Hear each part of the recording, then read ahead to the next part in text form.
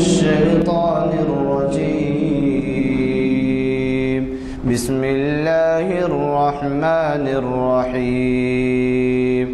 إن الذين آمنوا وعملوا الصالحات كانت لهم جنات الفردوس نزلا خالدين فيها لا يبغون عنها حولا. قل لو كان البحر مدادا لكلمات ربي لنفد البحر قبل أن تنفد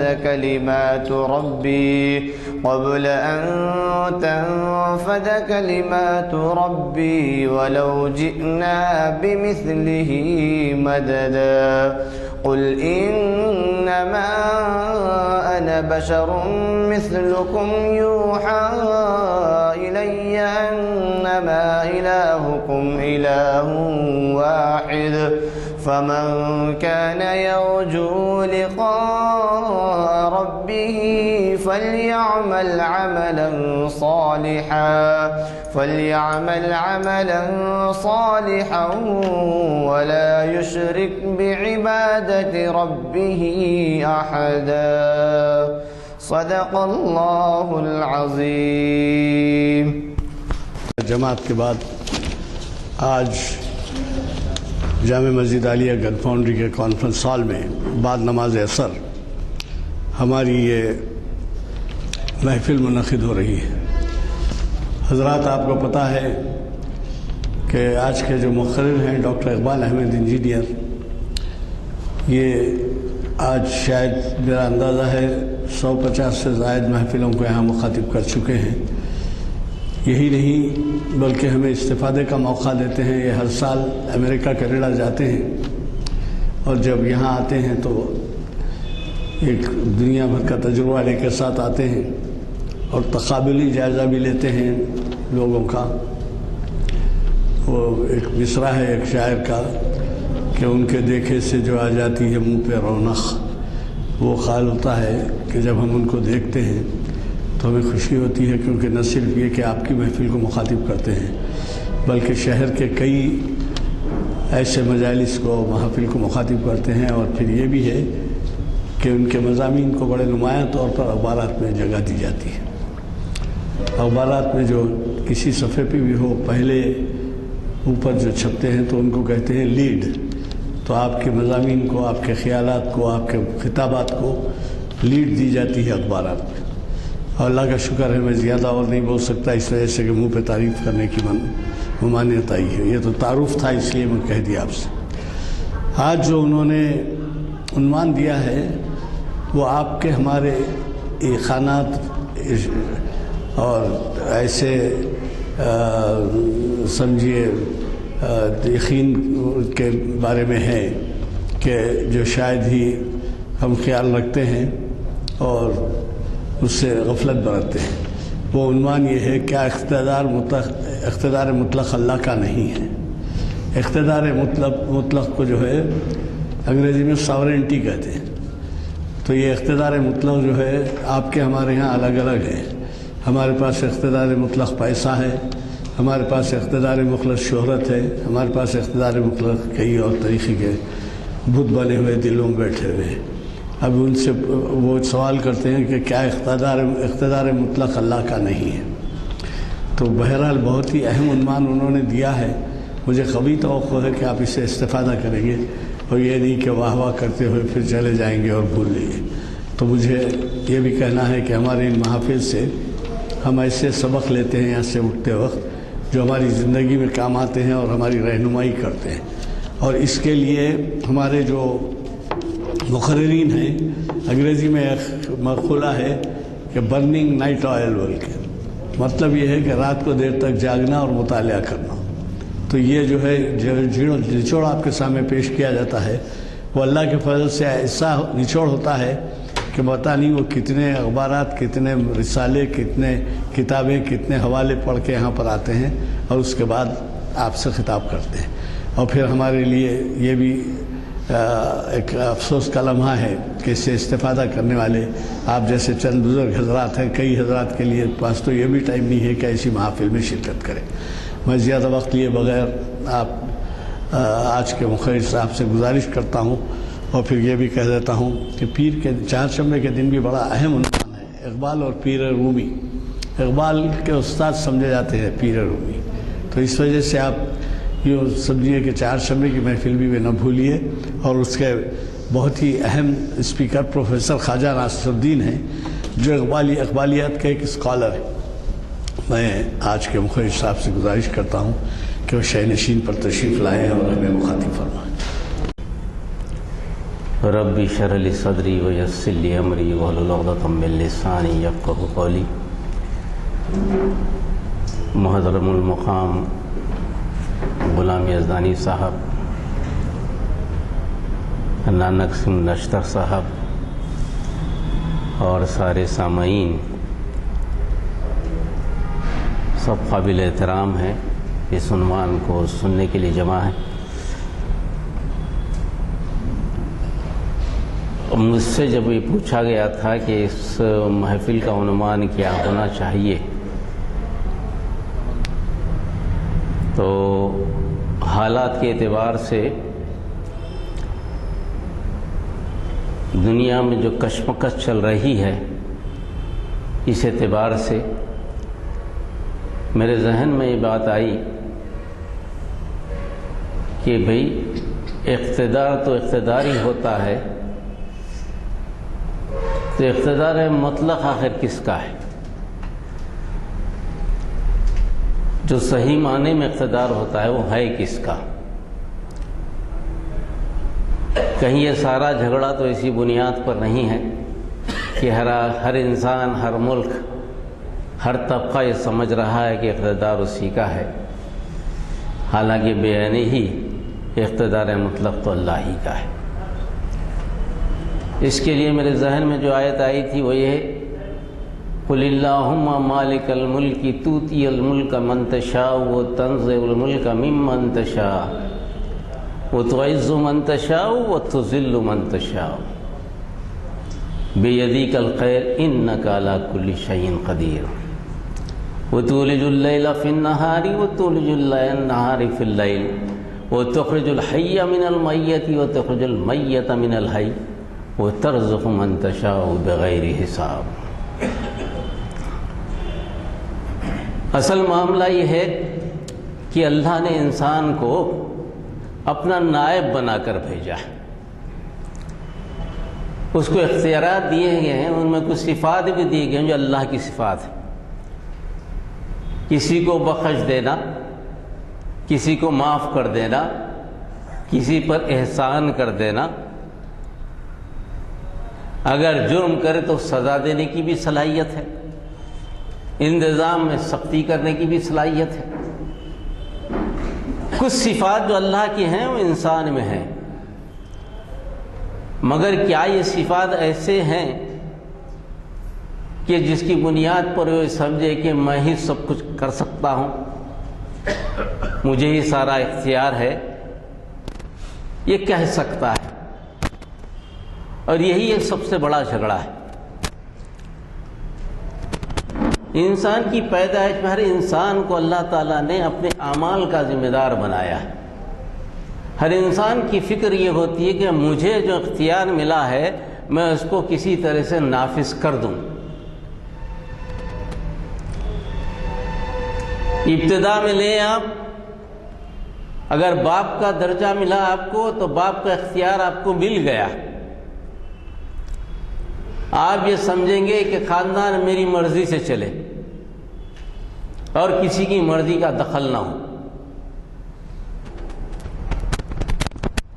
کسی کا مشورہ قابل قبول نہ ہو. اگر آپ کا درجہ اور بلند ہو جائے، روزگار پر اگر آپ چلے جائیں، کسی عہدے پہ قائم ہو جائیں جہاں قانونی طور پر آپ کو کچھ اختیارات ملتے ہوں، تو ان اختیارات کو آپ یہ سمجھیں گے کہ میرے اختیارات مکمل ہیں اور میں اس اختیارات کے درمیان جس سے چاہے جو بات کر سکتا ہوں اور اس کو استعمال کر سکتا ہوں. چاہے نیت کچھ بھی ہو، چاہے اچھی نیت سے ہو یا بری نیت سے ہو، قانون شکنی بھی کرنے کے لیے قانون کے سہارے کی ضرورت پڑتی ہے، وہ بھی آدمی کر گزرتا ہے۔ یہ انفرادی شخص روزگار کا معاملہ ریاستی سطح ہو یا ملکی سطح ہو، ہر معاملے میں جہاں کچھ قانونی اختیارات ہم کو مل جاتے ہیں، آپ یہ سمجھ بیٹھتے ہیں کہ میں اس کا مکمل مختار ہوں اور سب کچھ کر سکتا ہوں۔ مطلق کا لفظ میں نے استعمال کیا اس لیے کہ مطلق میں مجبوری نہیں ہے۔ جہاں مجبوری نظر آئے وہاں اختیارات مطلق نہیں ہو سکتے۔ اللہ مجبور نہیں ہے، مگر جو بھی قانون آپ کے پاس ہے، جس معیار پہ آپ کھڑے ہیں، بحیثیت باپ کھڑے ہیں، بحیثیت شوہر کھڑے ہیں، بحیثیت دادا کھڑے ہیں، کس بھی رشتے میں آپ کھڑے ہیں، جو اختیار آپ کو ملا ہے اس اختیار میں جواب دہی بھی ہے۔ بغیر جواب دہی کے اختیارات نہیں آپ کو نہیں دیے گئے، مگر اللہ کے اختیارات میں جواب دہی کا کوئی تصور نہیں ہے۔ جس کے چاہے جو فیصلہ کر لے،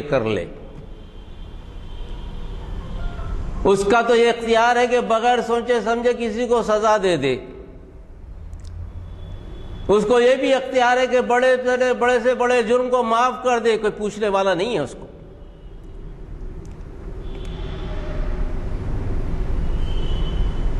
فَيَغْفِرُ لِمَن يَشَاءُ وَيُعَذِّبُ مَن يَشَاءُ، جسے چاہے وہ مغفرت کر دے، جسے چاہے عذاب دے۔ ان اللہ علی کل شیء قدیر، بے شک اللہ تعالیٰ اس کی قدرت رکھتا ہے۔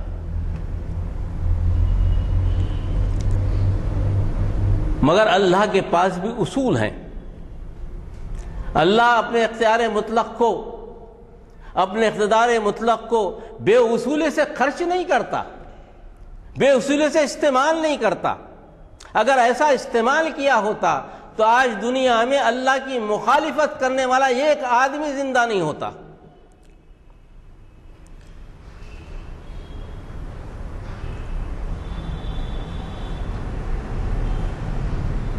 نبی کریم صلی اللہ علیہ وسلم نے فرمایا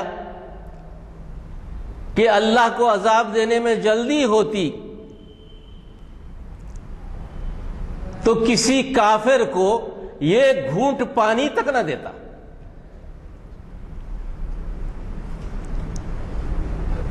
ایک مہلت ہے، ایک زندگی کی مہلت اس نے طے کر رکھی ہے۔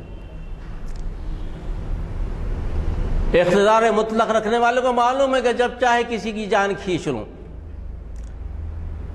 جب چاہے اس کو دنیا سے اٹھا لوں، جب چاہے اس کی جو ہے روزی کو تنگ کر دوں، جب چاہے اس میں وسعت دے دوں، سب کچھ اس کے اختیار میں ہے۔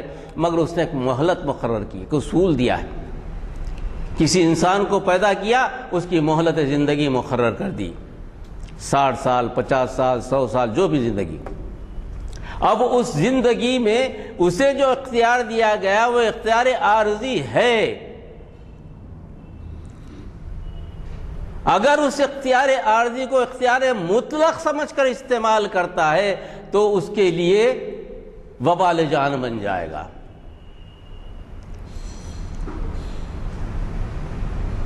جیسا باپ ہے، باپ کے حقوق ادا ہوں، بیٹا ہے تو بیٹے کے حقوق ادا ہوں، بیوی ہے تو بیوی کے حقوق ادا ہوں، بستا ہے بستی میں رہتا ہے تو پڑوس کے حقوق ادا ہوں،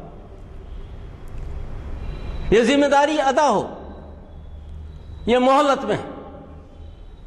اگر یہ ادا نہ ہوتی ہو تو پھر اس کو اختیار کھل ہے کہ وہ اپنے فیصلے کو نافذ کر دے،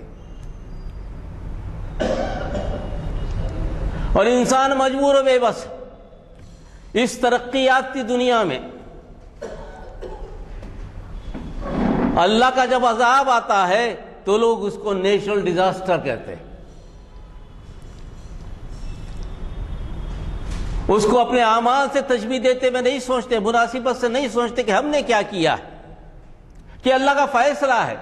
جب گناہ حد سے زیادہ بڑھ جائے تو اللہ تعالیٰ عذاب لاتا رہے گا، بستیوں کو بدلتا رہے گا، اب یہ اور بات ہے کہ پہلے کے زمانے کی طرح پورے بستیاں اجاڑ دی نہیں جائیں گی، مگر جس علاقے میں آئے گا اس علاقے کو بدل کر رکھ دے گا، تاکہ ساری دنیا کو پتہ چلے کہ چاہے تم کتنے ہی طاقتور ہو، کتنے ہی بھی اپنی توانائی، اپنی قوت، اپنے اعمال پر بھروسہ کرتے ہو، اپنے علم پر بھروسہ کرتے ہو کہ مجھے اختیار کل مل گیا ہے، مگر جب اللہ کا حکم آتا ہے تو وہی ہوا جسے تم قبضہ کر کے پلین چلاتے ہو، راکٹ چھوڑتے ہو، وہی ہوا کی جب رفتار بڑھ جاتی ہے جو آپ کے کنٹرول میں نہیں ہے، آپ کچھ نہیں کر سکتے۔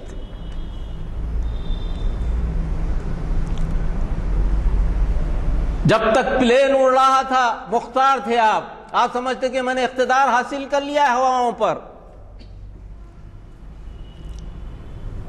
مگر جہاں فلکچویشن آئے، پلین گرا، آپ کہتے ہیں کہ نیچرل ڈیزاسٹر ہے۔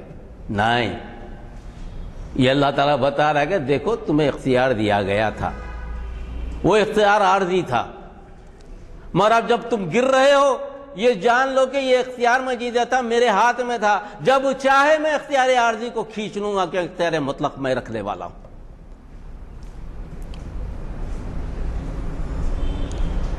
بڑی اندوہناک خبر آپ نے سنی دو روز پہلے انڈونیشیا کی۔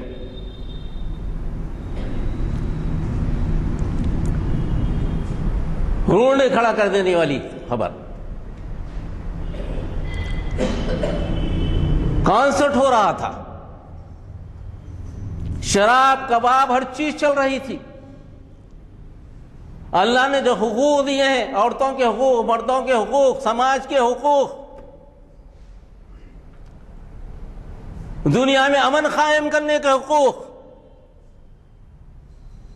یہ سب ذمہ داریاں دی گئی تھی۔ جو دولت تمہارے پاس ہے وہ دولت تمہارے پاس امانت ہے، اس دولت کو استعمال کرتے وقت سوچو کہ آیا یہ دولت تمہارے لیے فائدہ مند ہوگی یا نہیں ہوگی۔ یہ بھی عجیب فلسفہ ہے کہ گناہ میں دولت خرچ ہوتی ہے، نیکی میں دولت خرچ نہیں ہوتی۔ جتنے گناہ کریں گے آپ دولت خرچ کر کے کرنے پڑیں گے، اپنی ساری کمائی لگانی پڑے گی۔ اتنا بڑا کانسرٹ ہے جس کا بڑا چرچا ہے کہ ایسا ہو رہا ہے، سونامی آئی، ایک ہی جھٹکے میں اینکر نے اعلان کیا کہ اب ڈانس شروع ہوگا، وہ ہٹا ہی نہیں تھا کہ پانی آیا، پورے کے پورے اللہ کے عذاب میں گر گئے، غائب ہو گئے، پتہ ہی نہیں چلا کہ یہاں اتنا بڑا شاندار مجمع تھا، اور بلڈنگیں موجود ہیں، بلڈنگوں کو کچھ نہیں ہوا۔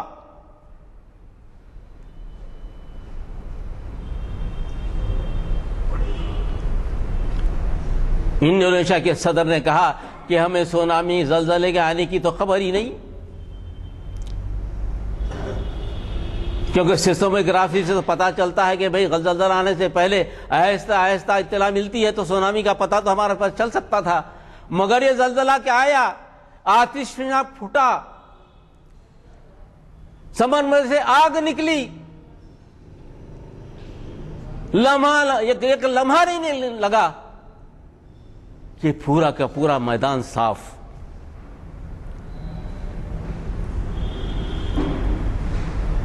دنیا میں کتنی مثالیں پڑی، کہاں کہاں مثالیں نہیں مل جاتی ہیں آپ کو، ہر جگہ یہی نظر آئے گا آپ کو۔ جہاں انسان نے اپنے ترقی کے قدم گاڑ دیے اور کہا کہ مجھ سے بڑا، آج ترقی کی منزل، انتہائی منزل پہ ہم پہنچ چکے،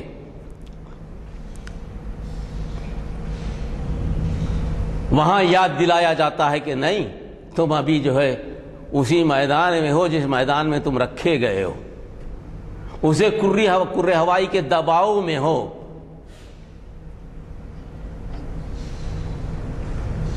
تمہیں اختیار ضرور دیا گیا ہے کائنات کو مسخر کرنے کا، مگر کائنات کے تخلیق کرنے کا تم کو اختیار نہیں دیا گیا۔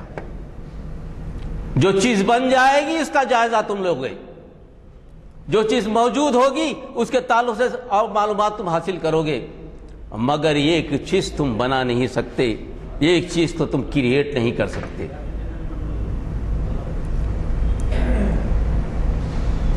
تم تو چلتے پھرتے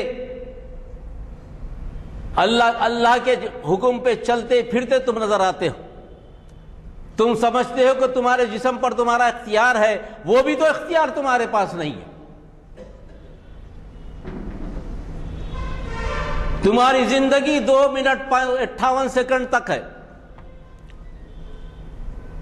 جس زندگی کا تم بھرتے ہو کہ ہم نے زندگی کو قابو پا لیا ہے، 2 منٹ 58 سیکنڈ تک اگر سانس نہ ملے، آکسیجن نہ ملے، وہ آکسیجن بھی مکس آکسیجن، ورنہ اگر ڈبے لے کے پھریں گے آپ تو ہر جگہ ہر آدمی کے ساتھ ایک ڈبہ نظر آئے گا، ایسا محسوس ہوگا کہ زندہ رہنا مشکل ہے، انسان کم اور ڈبے زیادہ نظر آئیں گے۔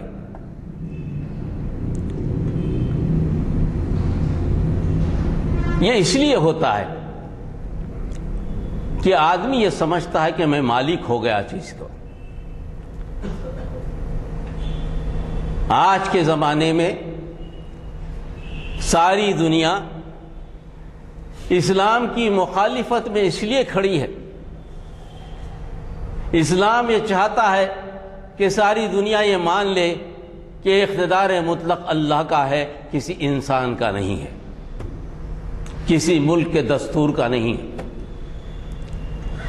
کسی ملک کے بادشاہ کا نہیں ہے، چاہے وہ سعودی عربی کا کیوں نہ ہو۔ اللہ کا نظام چلے گا، اللہ کا حکم چلے گا تو بس وہی نظام چلے گا، دوسرا نہیں چلے گا، کیونکہ اسی میں بہتری ہے۔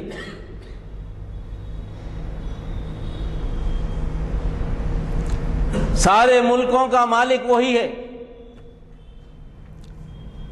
آج جو براجمان ہیں ممالک پر، ان کو وہ سارے پچھلے ممالک کو بھی دیکھنا پڑے گا جن کی بڑی بڑی سلطنتیں تھیں اور آج موجود نہیں ہیں، آج آثار قدیمہ بنے بڑھے۔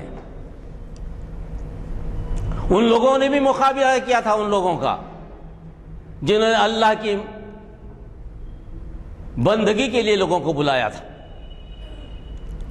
اللہ کے قادر مطلق ہونے کو لوگوں نے ثابت کرنے کی کوشش کی تھی۔ آج یہ دور حاضر مسلمانوں کے لیے بڑی خوش قسمتی کا دور ہے، وہ اس لیے کہ مسلمان ایک طرف ہیں۔ مسلمان سے میری مراد وہ لوگ جو سرنڈر کرتے ہیں اللہ کو، مکمل سرنڈر کرتے ہیں، اپنی مرضی سرنڈر کرتے ہیں، اپنے خیالات سرنڈر کرتے ہیں، اپنی زندگی سرنڈر کرتے ہیں، اپنی خواہشات سرنڈر کرتے ہیں، اپنا نفس سرنڈر کرتے ہیں۔ یہ کہتے ہیں کہ میری مرضی نہیں چلے گی اللہ، آپ کی مرضی چلے گی۔ یہ زندگی جو دی گئی ہے مجھے بالکل عارضی زندگی ہے، آپ اٹھانے والے ہیں، دائمی زندگی تو آنے کی ہے۔ آپ جو کہیں گے میں کروں گا، میرا نفس کے تحت میں نہیں چلوں گا۔ یہ بالکل الگ تھلگ کر دیے گئے، دو گروپ بالکل کھل کر سامنے آ گئے ہیں۔ مسلمانوں کے منافق گروپ بھی سامنے ہیں، جو بالکل سامنے نظر آ رہا ہے کہ بھئی کیا منافقت چل رہی ہے، اور وہ گروپ بھی سامنے ہے جو ایمان والا ہے، انتہائی کمزور، بے سر و سامانی میں، جس کے پاس کوئی اقتدار نہیں ہے۔ میں نے ٹاپک اسی لیے چنی تھی، دنیا کا اقتدار چاہے کسی کے پاس ہو جائے، بڑی سی بڑی دولت ہو جائے، سائنٹیفک ایڈوانسمنٹ کتنے ہی ہو جائیں، مریخ کا سفر ہو جائے، چاند کو فتح کر لیں، خلا میں اسٹیشن بنا لیں، یہ سمجھ لیں کہ دنیا تباہ کر دی جائے گی تو خلا میں ہم ٹھہر جائیں گے، یہ سارے کے سارے اقتدار رکھ لیں، اور وہ لوگ جو یہ سارے سامان اور ساری ٹیکنالوجی اس کا کچھ حصہ رکھتے ہوں، اس میں مہارت کا وہ معیار نہیں رکھتے جو وہ لوگ رکھتے ہیں۔ ان کے اقتدار کو ناقص کہا جاتا ہے، اور وہ اقتدار کو مضبوط کہا جاتا ہے۔ سوال یہ کہتا تمہارے پاس ہے کیا؟ تم نے کیا دیا ہے دنیا کو؟ تم نے کیا دیا ہے دنیا کو؟ ہر انوینشن تو ہم نے کیا ہے۔ ہماری بنائی ہوئی کار پہ چلتے ہو، ہماری بنائی ہوئی پلین پہ چلتے ہو، ہماری بنائی ہوئی ٹرین پہ چلتے ہو، ہمارے بنائے ہوئے کپڑے پہنتے ہو، ہمارا بنایا ہوا رزق کھاتے ہو، سب چیز تو ہماری کرتے ہو، ہمارے ڈیولپمنٹ کو کھاتے ہو۔ پھر اس کے بعد تمہارے پاس ہے کیا؟ تمہارے خدا نے تمہیں کیا دیا ہے؟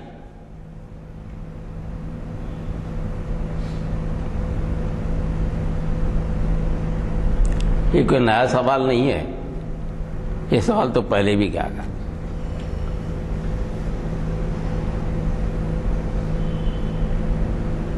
پوچھا گیا تھا کہ تمہارے پاس کیا ہے، نبیوں سے بھی پوچھا گیا تھا۔ یہ اس اقتدار کو مسلمانوں کا ایک حصہ جو تعلیم یافتہ سمجھتا ہے، وہ سمجھتا ہے کہ یہ اقتدار مکمل اور مضبوط ہے اور قائم رہے گا۔ دوسرے معنوں میں اس اقتدار کو اقتدار مطلق سمجھنے پہ مجبور ہو گیا ہے۔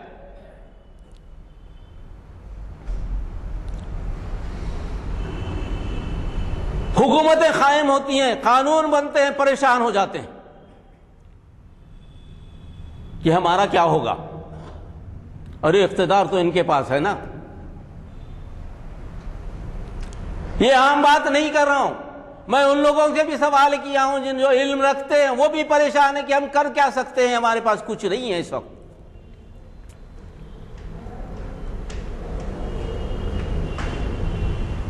یہ دراصل شیطان کا وہ حملہ ہے جو ہم کو اقتدار مطلق سے ہٹا کر اقتدار عارضی کا غلام بنانا چاہتا ہے۔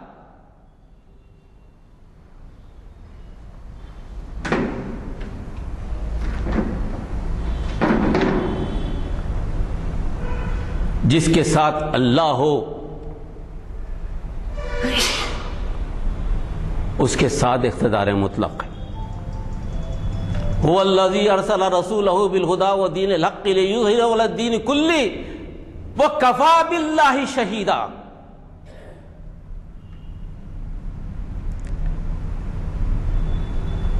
حالات بگڑ گئے،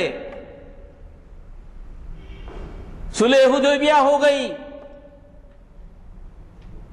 نبی کریم صلی اللہ علیہ وسلم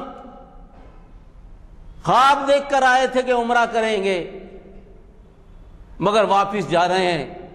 صحابہ کی حالت کچھ عجیب سی ہے۔ کیا نبی کریم صلی اللہ علیہ وسلم پوچھا جا رہا ہے کیا نبی کریم صلی اللہ علیہ وسلم ہم حق پر نہیں ہیں؟ کیا ہم جو دین لائے ہیں وہ اللہ کا دین نہیں ہے؟ پھر ہمیں یہ دین کیوں دیکھنا پڑ رہا ہے؟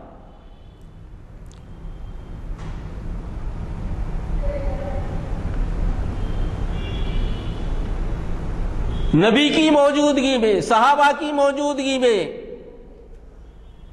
ایسا ماحول کہ قریش کو عمرہ کیے بغیر نبی کریم صلی اللہ علیہ وسلم احرام اتارتے ہیں، ہدیہ دیتے ہیں اور واپس جاتے ہیں۔ اس وقت کہا گیا اقتدار اعلیٰ کس کا ہے؟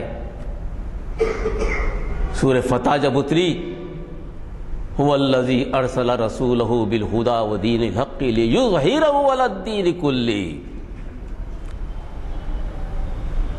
وہی خدا ہے جس نے رسول کو بھیجا ہے ہدایت کے ساتھ۔ ہدایت بس ایک ہی ہے، یہ رسول کے ساتھ دین حق ہے، یہی زندگی کا سچا طریقہ ہے۔ اس کے علاوہ جتنے طریقے ہیں وہ سارے کے سارے باطل ہیں، اور یہ طریقہ غالب آ کر رہے گا۔ اور کہا گیا وہ کفا باللہ شہیدا، اور اس کی گواہی کے لیے اللہ کافی ہے، کوئی دوسرے کی ضرورت نہیں ہے اس کو۔ جس کا اختیار مطلق ہے، جو قادر مطلق ہے، جو خالق مطلق ہے، وہ گواہی دے رہا ہے کہ یہ قائم ہو کر رہے گا۔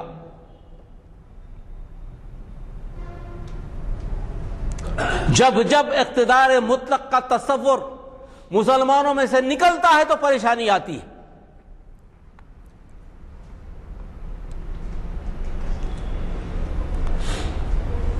چاہے کوئی حکومت آ جائے، چاہے کوئی قانونی تبدیلی آ جائے، کسی کا اقتدار آ جائے دنیا میں، کوئی قانون بن جائے، 3 طلاق کا بل پاس ہو جائے، مسجد کا معاملہ سامنے آ جائے، یقین جانیے کہ آزمائشیں کوئی نئی نہیں ہیں جو مسلمانوں پر آئی ہیں. ایسی تو آتی ہیں، آتی چلی گئی ہیں اور آتی رہیں گی، کیونکہ یہی تو آزمائش سے گزرنا ہے نا. پھر ایسا تو نہیں ہوگا رند کے رند رہے ہاتھ سے جنت نہ گئی، ایسا تو نہیں ہو سکتا.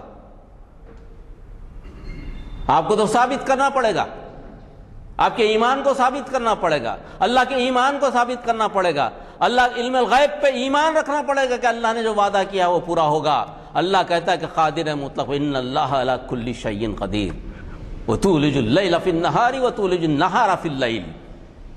اس سے بڑی کیا مثال ہو سکتی؟ جاہل آدمی کو سمجھ میں آئے گا. رات میں سے دن نکالتا ہے، دن میں سے رات نکالتا ہے، مردے میں سے زندگی دیتا ہے، زندگی سے مردہ پدا دیتا ہے. اور کیا ہے؟ وَتَرْزُقُ مَن تَشَاءُ بِغَيْرِ حساب. یہ سارا معاملہ تو رزق کے جھگڑے ہے نا، یہ پیٹ کی چکر ہے نا. یہ جو اقتدار کی لڑائی تم دیکھ رہے ہو دنیا میں، یہ کیا ہے؟ پیٹ کا چکر ہے، پیٹ کا. اس کو اتنی اہمیت نہ تو، یہ پیٹ کا چکر ہے. یہ پیٹ کے چکر سے نکلو تم. تمہارا چکر پیٹ کا نہیں ہے، تمہارا چکر ہے آخرت کا چکر. تمہاری آخرت کی زندگی کیسے کامیاب ہوگی؟ تمہاری آزمائش کیا ہے؟ زُيِّنَ لِلَّذِينَ كَفَرُوا الْحَيَاةَ الدُّنْيَا وَيَسْخَرُونَ مِنَ الَّذِينَ آمَنُوا وَالَّذِينَ اتَّقَوْا فَوْقَهُمْ يَوْمَ الْقِيَامَةِ وَتَرْزُقُ مَن تَشَاءُ بِغَيْرِ حساب. پھر یہی بات، یہ جو تمہارے درمیان مال دولت کی کثرت بتا رہے ہیں کیا ہے؟ وہاں بھی تو پیٹ کا ہی مسئلہ ہے نا. حیات دنیا ہے نا. ہے کیا دنیا میں؟ خیالی کوششیں کیا ہو رہی ہیں؟ کیا کر رہا ہے آدمی؟ اپنی شہرت، اپنا پیٹ، اپنا طبقہ، یہی چیزیں تو کر رہا ہے. اس کے سامنے زندگی کا مقصد کہاں ہے؟ کیوں پیدا کیا گیا؟ کس لیے پیدا کیا گیا؟ مرے گا تو کیا جواب دے گا؟ یہ تو ہے ہی نہیں، اس کے سامنے سوال ہی نہیں ہے. اور تم سے مقابلہ کر رہا ہے، وہ سمجھ رہا ہے وہ اقتدار اس کے پاس ہے، اور تمہارا مذاق اڑا. یسخرون من الذین آمنوا. اور یہ ساری چیزیں رہنے کے بعد ہم کھا رہے ہیں بہت زیادہ، ہماری حکومت ہے، ہم اتنے اضلاع پہ قبضہ کیے بیٹھے ہیں، ہمارے سارے ہندوستان پہ قبضہ ہے. یہ بات چل رہی ہے، چلنے دیجئے. کتنے آئے، کتنے چلے گئے اور کتنے چلے جائیں گے، مگر انہی لوگوں کا نام ہوگا یہاں پر جو پیٹ کے لیے زندہ نہیں رہیں گے، جو لوگوں کے لیے زندہ رہیں گے، جو لوگوں کی بھلائی کے لیے زندہ رہیں گے. مسلمانوں کا کام خود کے لیے زندہ رہنا نہیں ہے، مسلمانوں کا کام دوسروں کے لیے زندہ رہنا ہے. وہ لوگ جو تم اللہ کا راستہ چھوڑ چکے ہیں ان کو اللہ کے راستے پہ لاؤ. وہ لوگ جو جہنم کے راستے پہ چل رہے ہیں ان کو جنت کی طرف بلاؤ، کیونکہ وہ تمہارے بھائی ہیں، آدم کی اولاد ہیں، تم ایک ہی خاندان کے فرد ہو. پھر جوڑ دو، ان کو ایک امت بنا دو. یہ اسی وقت ممکن ہے جبکہ اقتدار مطلق اللہ کا ہو، معلوم ہو جائے. دنیا آج اتحاد کا دعویٰ کرتی ہے، اتحاد کا دعویٰ کرتی ہے، لوگوں کو ملانے کا دعویٰ کرتی ہے، مگر یہ اس وقت تک ممکن نہیں ہے جب تک کہ اللہ پر اتفاق ہو جائے. جب تک توحید پہ اتفاق نہ ہو سارے انسانوں کا، اس وقت تک اتحاد مشکل ہے، ہو ہی نہیں سکتا.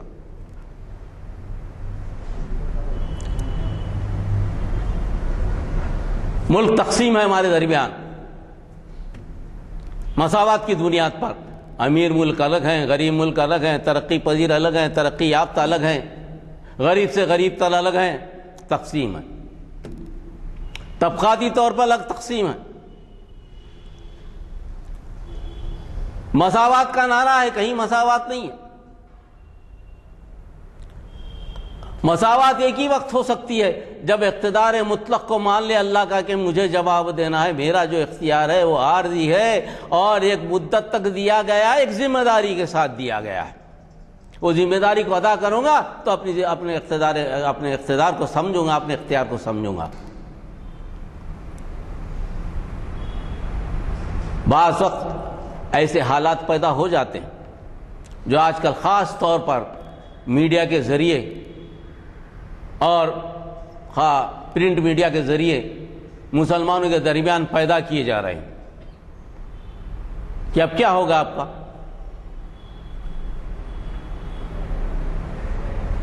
اب کچھ بھی ہو، کسی طرح سے جیت کے آ رہے ہوں گے، آ جاتے ہوں گے، کبھی EVM کام کر دیتے، کبھی کر دیتے ہوں گے، برحال جمہوریت ہے، کچھ بھی کر لیجئے، کیا بھی کر لیجئے، آ جائیے۔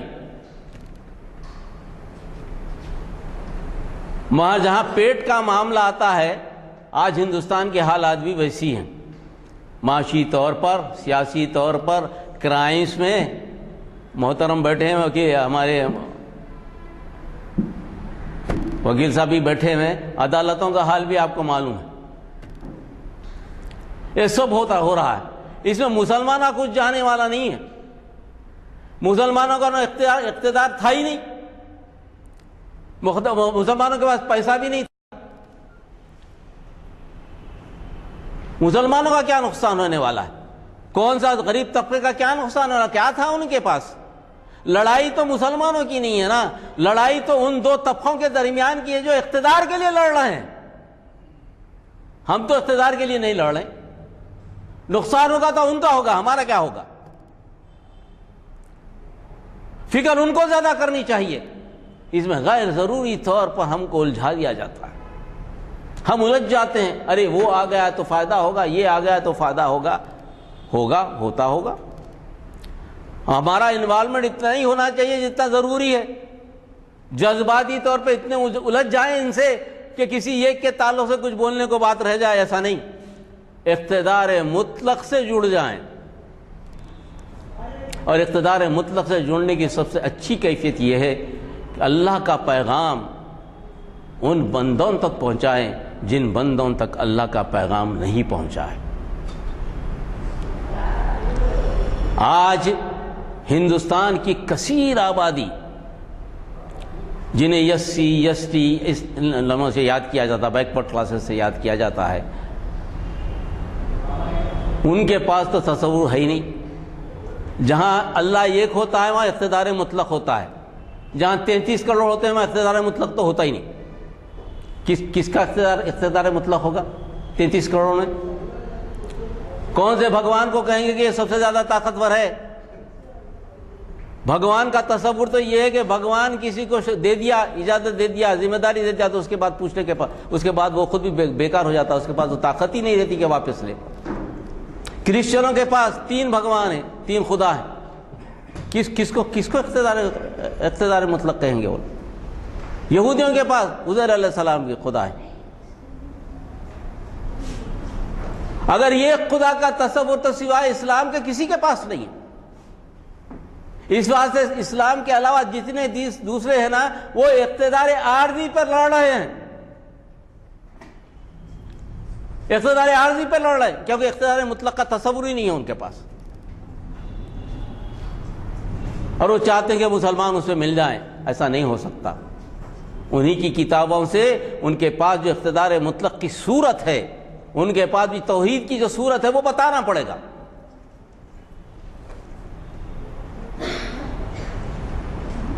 اور یہی کام مسلمانوں کو کرنے کا ہے جو نبی کریم صلی اللہ علیہ وسلم کا اولین کام تھا، سوائے اللہ کی کسی کی عبادت نہ ہو۔ ہر انبیاء کا یہ کی جملہ تھا، آؤ اس اللہ کی عبادت کرے جسے تمہیں پیدا کیا، اس رب کی عبادت کرے، یہ کی ہے تمہارا ہمارا رب، اس کی عبادت کرے۔ تو مسلمانوں کا کوئی جھگڑا نہیں ہے، مسلمان کا جھگڑا کوئی سیاسی اقتدار حاصل کرنا نہیں ہے، مسلمان کا جھگڑا کوئی چیف منسٹری وزیر اعظم اس کی کرسی نہیں ہے، مسلمانوں کا جھگڑا کوئی عہدہ لینا بھی نہیں ہے۔ مسلمانوں کا جھگڑا صرف یہ ہے کہ ہم اقتدار مطلق کی طرف، اللہ کی طرف سب کو بلائیں اور سب آ جائیں، اس کے بعد آپ جو کرنا ہے کرو، جیسا کرنا ہے کرو۔ ہم کو جو ہے شہرت دیجئے، ہم کو مقام دیجئے، اس کا سوال ہم نہیں کرتے۔ تو آج میڈیا جو ہے خاص طور پر مسلمانوں میں غلط فہمی پیدا کرنے کی کوشش کر رہا ہے کہ مسلمان انتہائی غیر محفوظ ہیں اور ان کے تعلق سے کچھ بھی کیا جا سکتا ہے۔ اگر آئندہ الیکشن ہو جائے اور بی جے پی آ جائے، خدا نخواستہ مسلمانوں کا رہنا دوبھر ہو جائے گا یہاں پر، اس لیے مسلمانوں کو استحصال کیا جائے۔ ارے مسلمانوں کو کیا استحصال کریں گے؟ کوئی بھی آ جائے، کیا بھی آ جائے، ہم کو کیا فرق پڑتا ہے؟ ہم سے جتنا ہو سکا بچانے کی کوشش کریں گے، مگر ہمارا بھروسہ تو اقتدار مطلق پر ہے، وہ ہم کو بچا لے گا۔ نحن نزلنا الذکر وإنا لہ لحافظون، ہم نے ذکر کو نازل کیا ہے، ہم ہی اس کی حفاظت کرنے والے ہیں۔ قرآن کی حفاظت دراصل مسلمانوں کی حفاظت ہے، قرآن کی حفاظت دراصل رسول اکرم صلی اللہ علیہ وسلم کی حفاظت ہے۔ ہم اس پہ اطمینان رکھتے ہیں، اللہ کا شکر ادا کرتے ہیں کہ اللہ تعالیٰ نے ہم کو اسلام مسلمان پیدا کیا، اور یہ دعا کرتے ہیں کہ اسلام کی اس کام میں عمل کرتے ہوئے ہم مر بھی جائیں، شہید بھی ہو جائیں، تو اللہ تعالیٰ ہم کو قبول فرمائے، ہم اس پر قائم و دائم رہیں گے۔ وآخر دعوانا الحمدللہ رب العالمین۔